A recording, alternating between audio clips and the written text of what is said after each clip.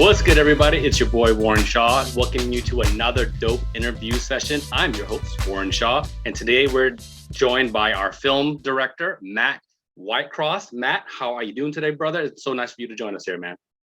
I'm good. Better for seeing you, Warren. How's things? I can't complain, man. I'm doing a lot better after taking part in seeing your film, The Kings. And for our fans and listeners who don't know, The Kings is a 4-part documentary series on the Showtime network, outlining the boxing history in the 80s of Sugar Ray Leonard, Marvin Hagler, Thomas Hearns, and Roberto Duran. Matt, you did a great job with this thing. I kind of want to start there. And one of the ways I judge documentaries, especially sports documentaries specifically, is if my wife will even take a little bit of interest, right? So I'll tell you a quick story. I put it on while she was out, and I was like, all right, well, maybe she'll let me watch it, or maybe she'll order. Like, I'll go watch it in the room, if anything. So I put it on. I like midway through episode 1, she comes in. She's like, well, what is this? So I give her the brief background on it, and she was hooked. And our thing here is like, when we are going to start to binge something, is like, want to run another? She's like, run it. So we watch all 4 of them straight. So that's a little insight into kind of our household and family, and to show you what a great job you did, where you got my wife, who could care 2 craps about boxing and sports, where she was just interested in the story that you were telling, man. So congratulations on that, bro. Oh, wow. That means a lot. It's funny because I have a similar kind of thing in our house, that my wife traditionally falls asleep in the first 5 minutes of anything. So I've got to choose very carefully.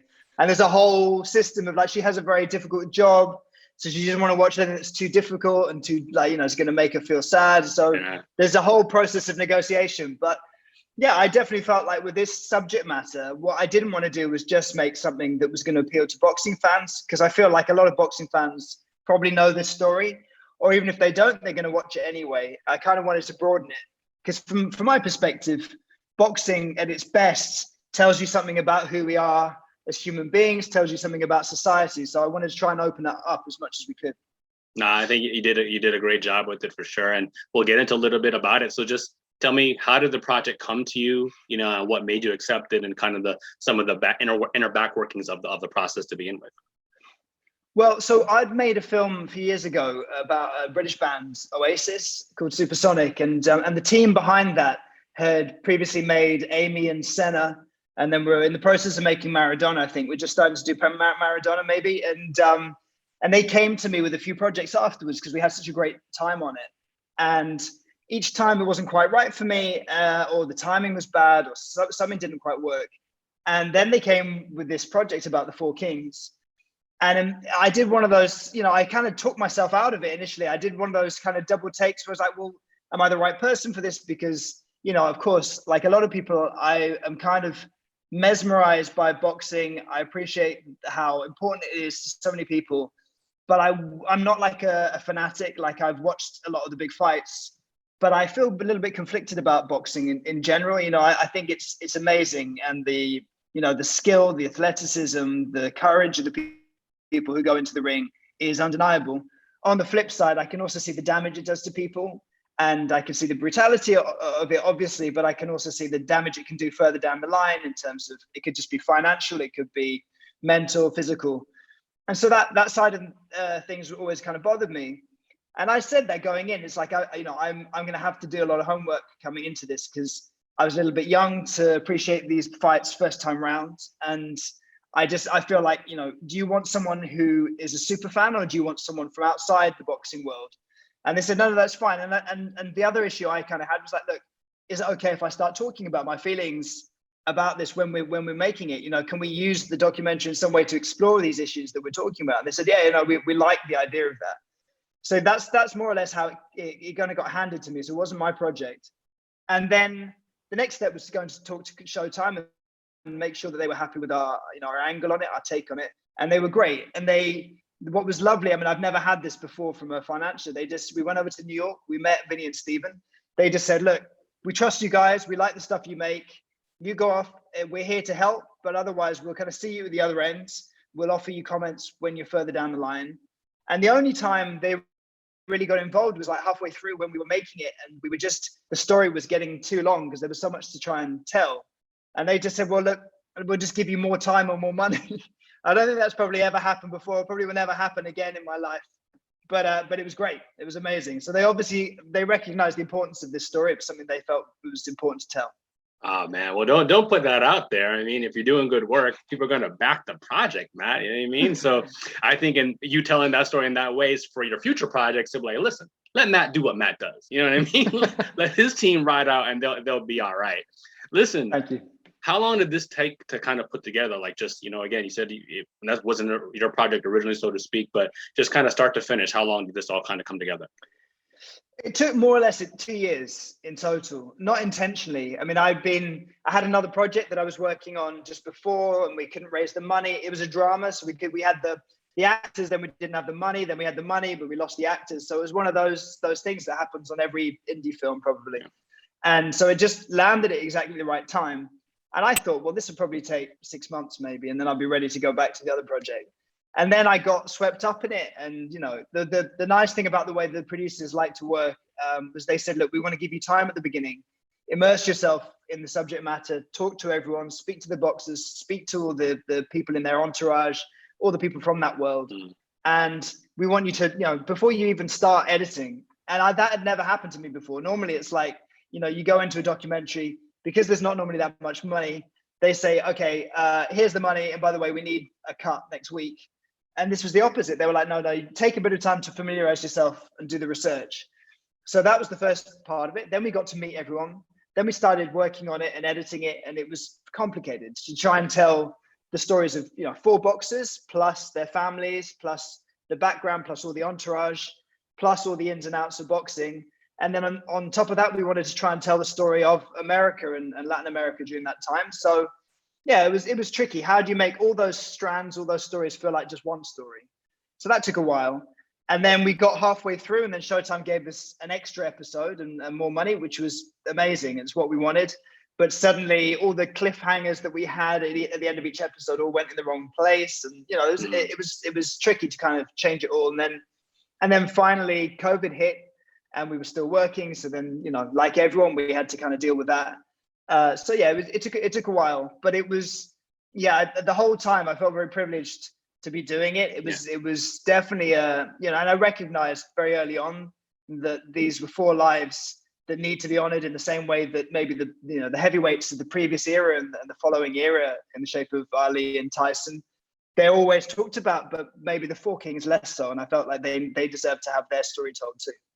Oh man, I think even kind of ending off on that last point you made there, because it's very easy to try to go to the people that are most recognizable and the most. And obviously of this group, that's Sugar Ray, probably the one that everyone is most familiar with. He's still very visible, even in the boxing society right now.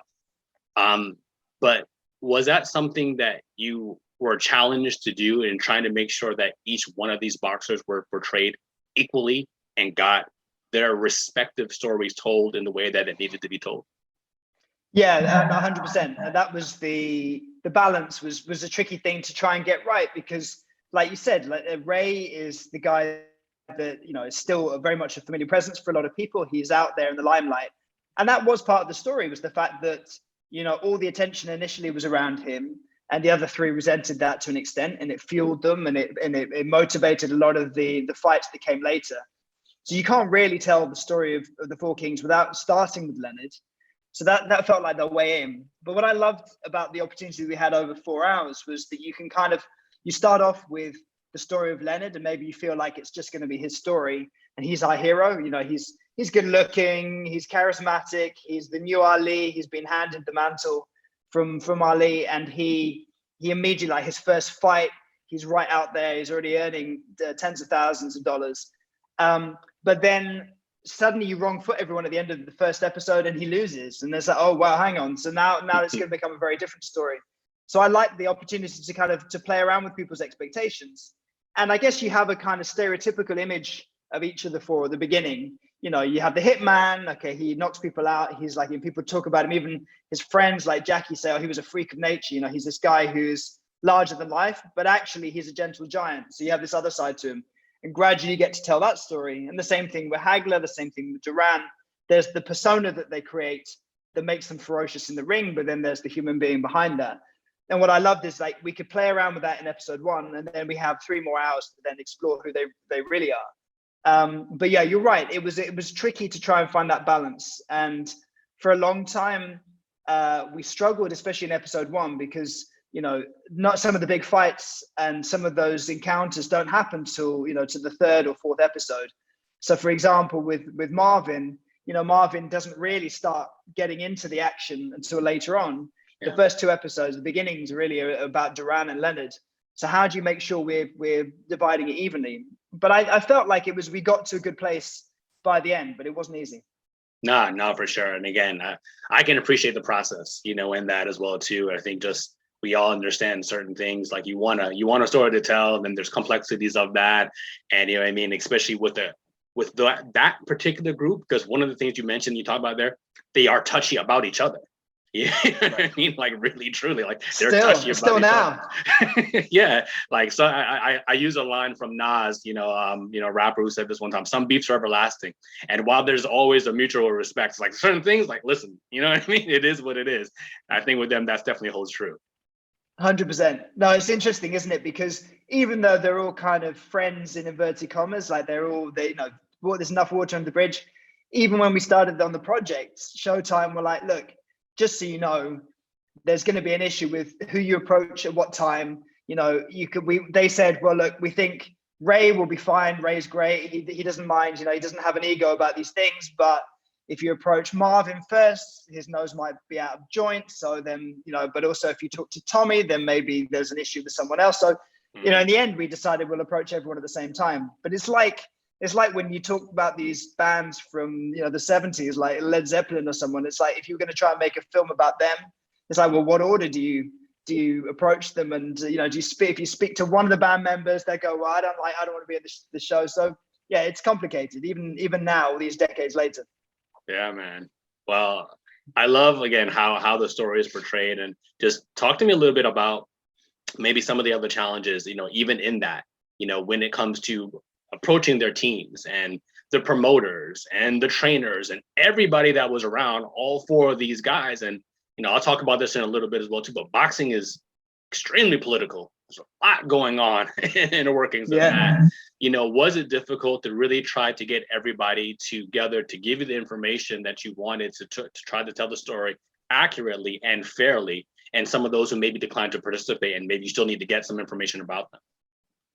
Yeah, it's always tricky, and I think in documentary in general, you have to come at it from a point of humility and go, look, we're going to try and tell someone else's story. And that might be a band, or it might be an astronaut, or it might be an ex-president, whatever it is. And, no one has a God-given right to tell anyone else's story. So I never assumed that everyone's going to want to work with us and talk to us.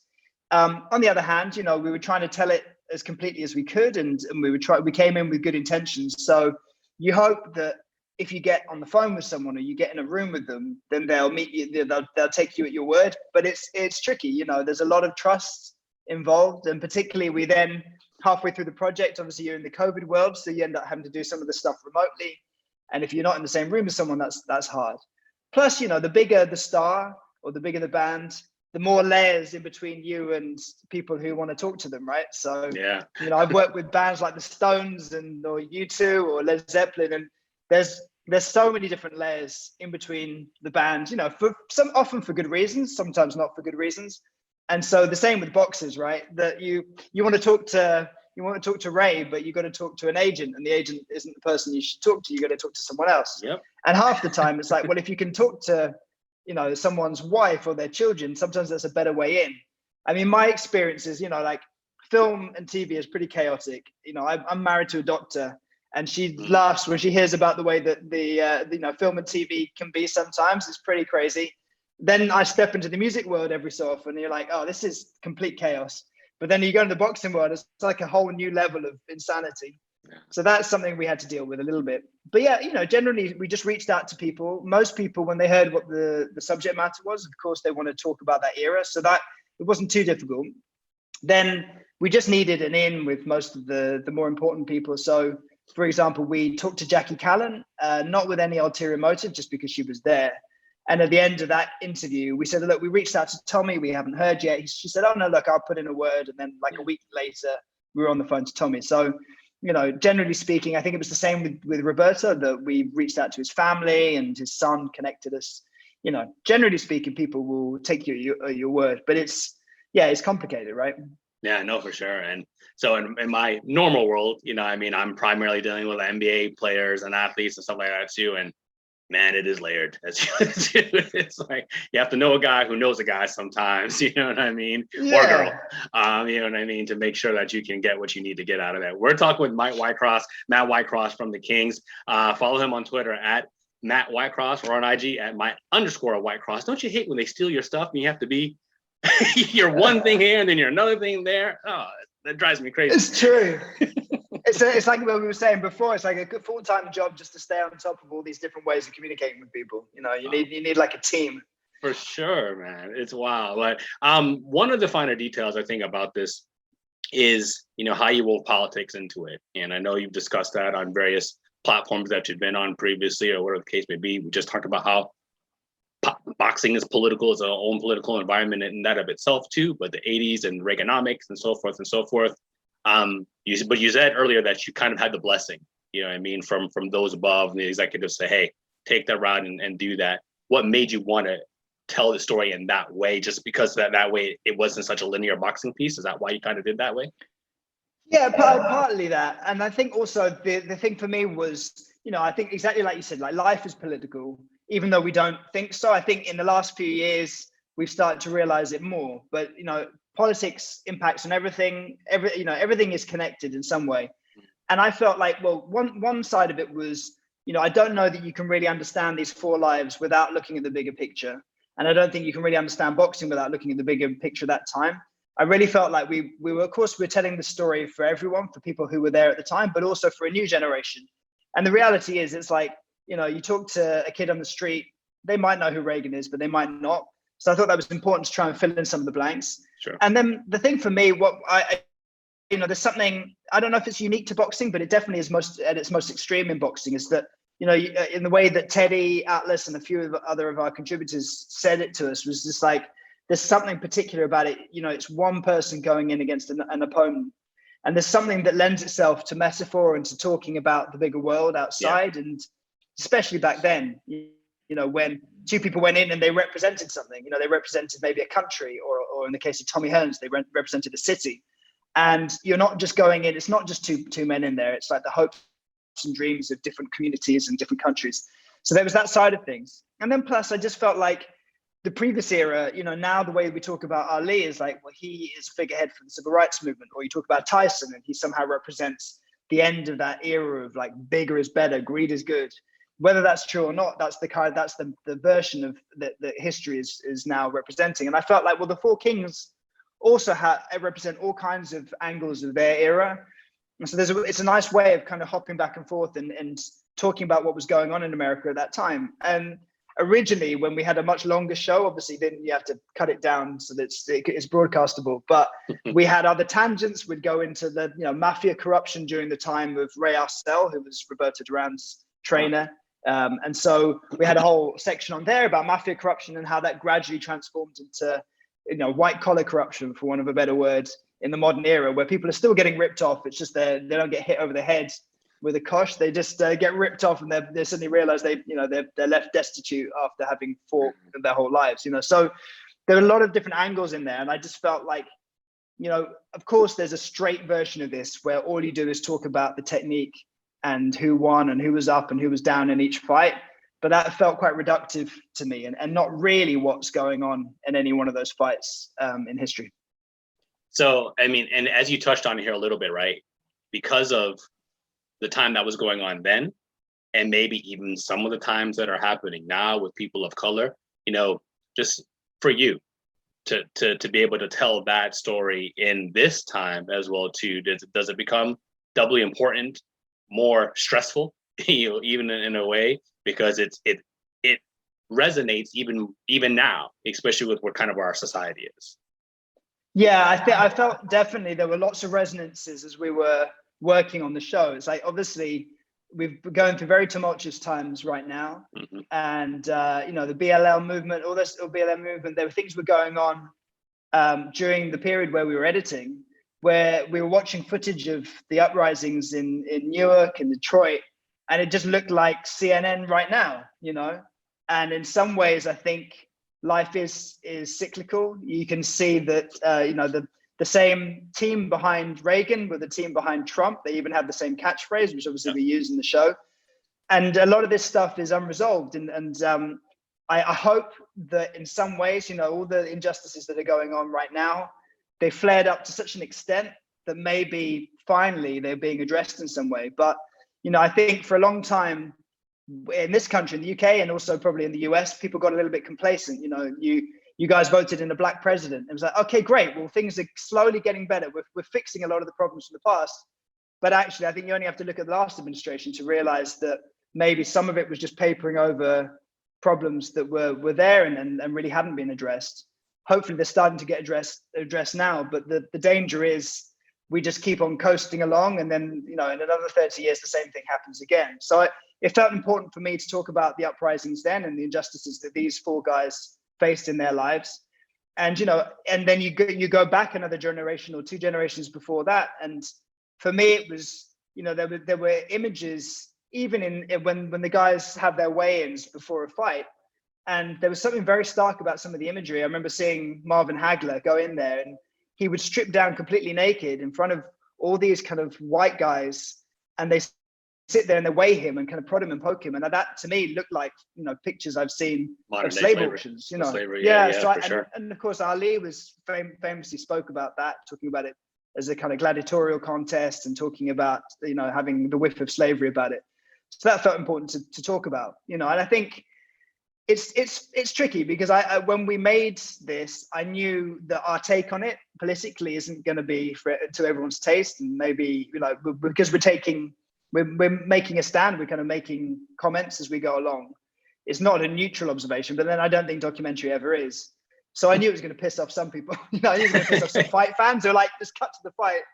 But, you know, that's okay. You know, I think if you make anything, what you don't want is for everyone just to kind of, you know, nods and just go, yeah, that's fine. You know, you want to try and make something that takes a stand. So yeah, let's see. I mean, it's interesting. I try not to read too many reviews, but every so often things pop up when I'm flicking through Twitter or Instagram, and some people are like, this is great. I love the politics. It's adding another layer. And other people are like, why do they keep on cutting to Reagan? This is really, really making me angry, but that's life, you know. But it's a documentary, right? And I think, like, at the end of the day, like you said, you're going to make some people happy, or you're going to make some people sad, or whatever the case may be, but at least you're invoking some sort of emotion. I mean, they care in some way, and that's, I think, any creator ever wants is like, care about what we put out here, even if you hate it, that's fine. At least you got something out of it, right? 100%. But it's so funny because when you mentioned that, I think, again, I harken back to my wife, and when we saw like one of the Hagler weigh-ins, she was like, "What?" I was like, "Yeah," right? You know what I mean, like that's what it was, and she said the exact same thing. She was like, "Yeah, it was like the slave trade or something like that, case may be," and you know, it's just. I don't know. I think you guys, you did a really great job in really kind of hitting on everything for each fighter and some of their struggles. And what I think I probably learned the most about Roberto Duran, and just because he's so authentic and even outspoken, but even touching on Emmanuel Stewart and his relationships to Tommy, it really was like because I grew up kind of like you. I think we're roughly about the same age, so to speak. So I remember some of that stuff, but that wasn't my generation. I'm more of the Tyson generation, if you will, where I can like vividly remember kind of what that was like. But seeing Stewart, you know, with Holyfield and things of that nature, and what he was as a trainer, what he was as an analyst and things of that nature, just, you really got everybody. Like, so many great stories from so many great influential people, you know, in the sport. And I wanted to ask, you know, is there something that maybe didn't make the cut? Well, I know there's stuff that didn't make the cut, but, you know, something that like stood out to you that you're like, dang, I really wish I could have got that in there some way.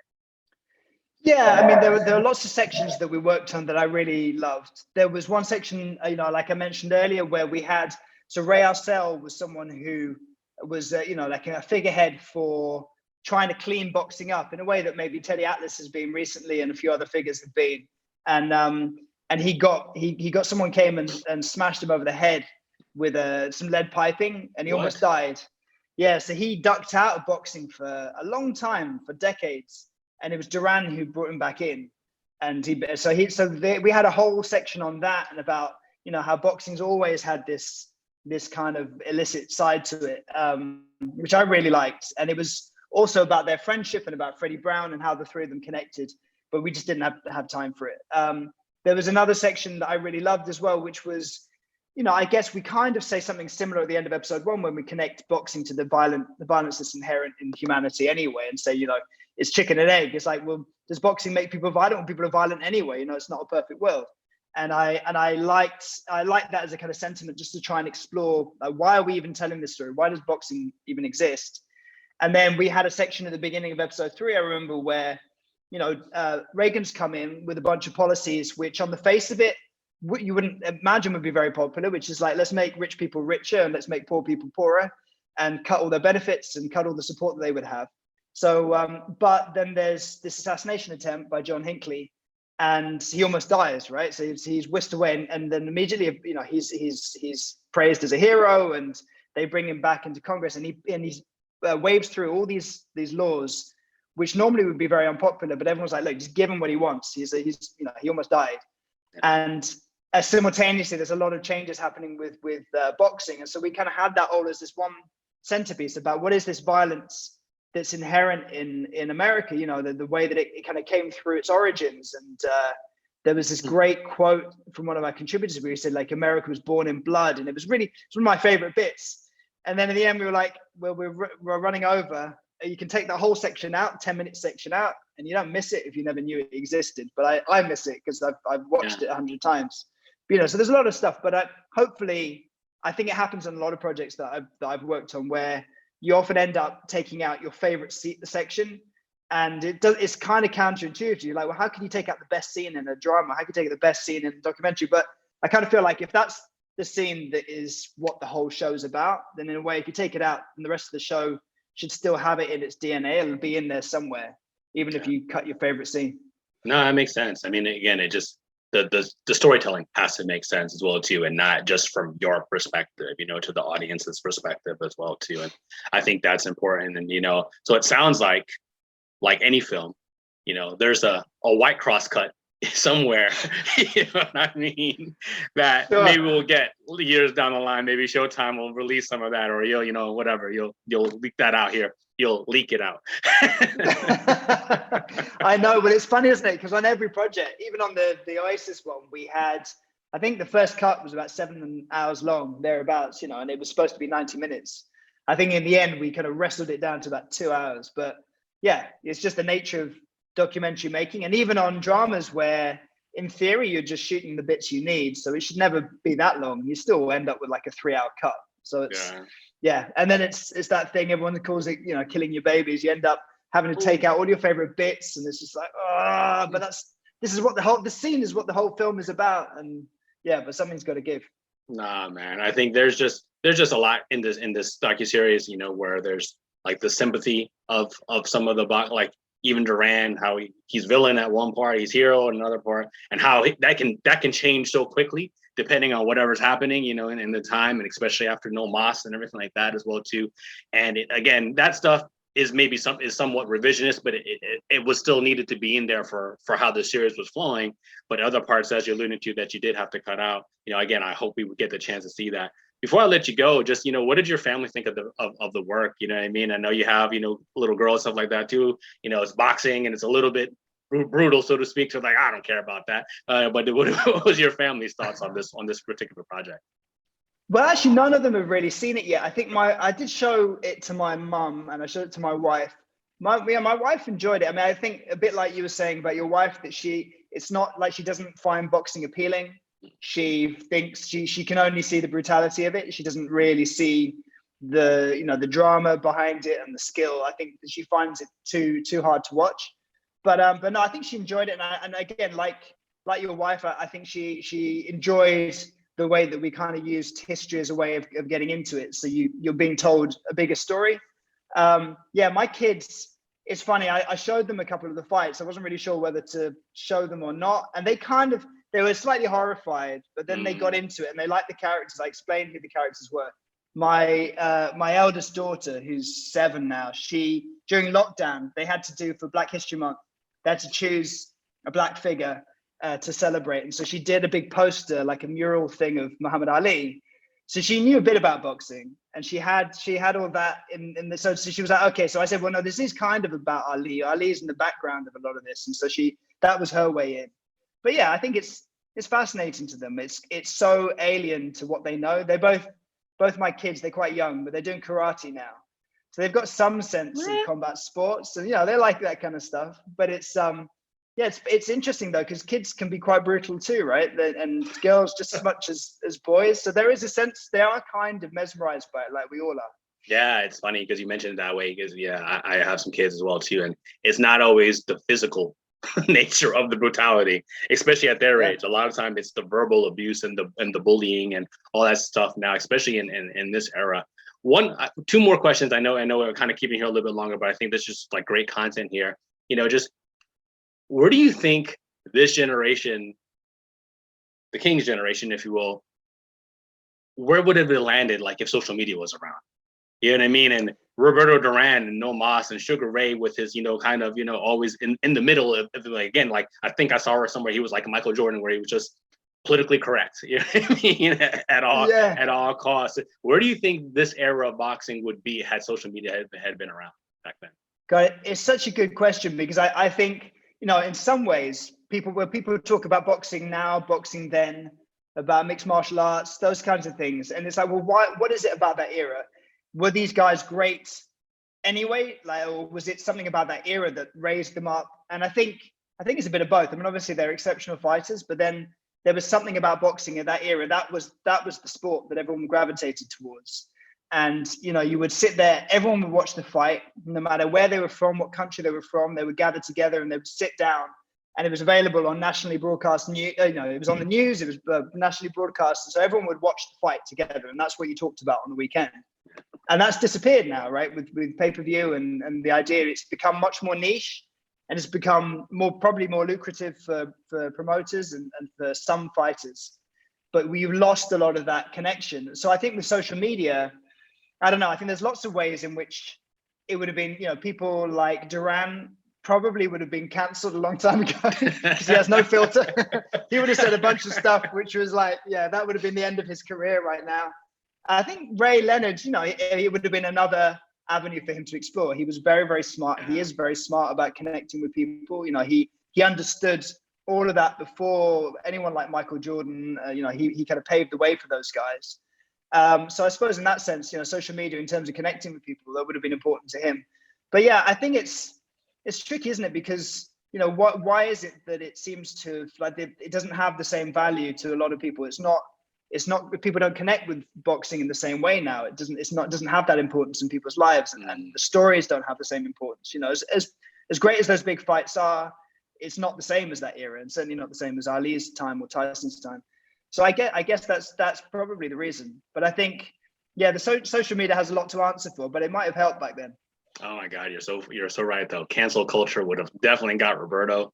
He would have been, in Panama in the parties, forget it. With the girls. Oh my God, it would have been awful. Could be quite entertaining too. Oh, for sure. We would have watched. And it would have been probably led to a different type of documentary, at some point as well. Listen, Matt, I want to thank you so much for joining me here on Dope Interviews. I think, it was a great conversation. And just tell the folks again where they can find you and what are some of the next projects you may have working up and coming up next. Thank you. Well, we're working on a show about the Paralympics at the moment. So we've been following 10 athletes around the world, from as far afield as Iraq, Afghanistan, Norway, Canada. And they've been telling their stories to us for almost 2 years now. So fingers crossed, touch wood, we're going to follow them all the way to Tokyo next month. So that's very exciting. And in the meantime, we've got various different things lined up for afterwards. So it's the usual thing of you're kind of spinning 20 plates and seeing which you can jump onto. But it's it's good. I know it's been a very tough time for a lot of people, but we've been lucky. We've been super busy. So just looking forward to the next project. Oh man, well, I'm really excited for you. Hopefully we'll get to talk to you again about some of those projects moving forward. I want to thank you, Mat Whitecross, for joining us here on Dope Interviews. I'm your host, Warren Shaw, and this was another Dope Interview. We'll see you next time. Thanks so much. Thank you, Warren.